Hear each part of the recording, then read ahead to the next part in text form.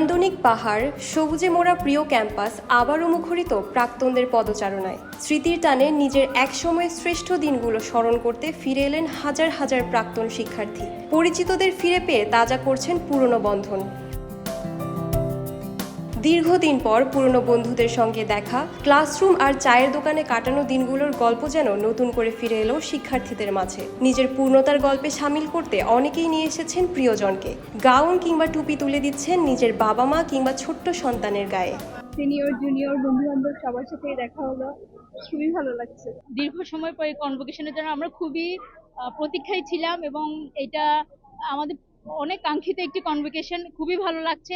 দেশের বিভিন্ন প্রান্ত থেকে ছুটে এসেছেন তারা। বিশ্ববিদ্যালয়ের প্রতি ভালোবাসা আর স্মৃতির টান সবাইকে করেছে এক।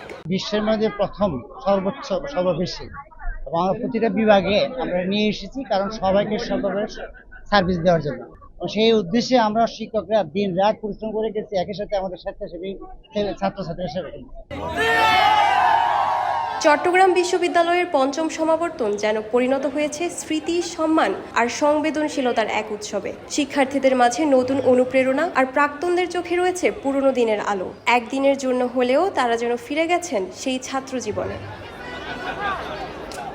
উচ্চশিক্ষার স্বপ্ন নিয়ে শুরু হয়েছিল যে যাত্রা, তা আজ এই সমাবর্তনের মাধ্যমে পেল পূর্ণতার স্বীকৃতি। নতুন জীবনের দিগন্তে পা রাখছেন হাজারো শিক্ষার্থী। এই দিনটি শুধুমাত্র একটি ডিগ্রি অর্জনের দিন নয়, দিনটি কৃতজ্ঞতা, গর্ব ও ভবিষ্যতের প্রতিশ্রুতির দিনও। নিগার মেহেরিন রিনি, সময় সংবাদ, চট্টগ্রাম বিশ্ববিদ্যালয়।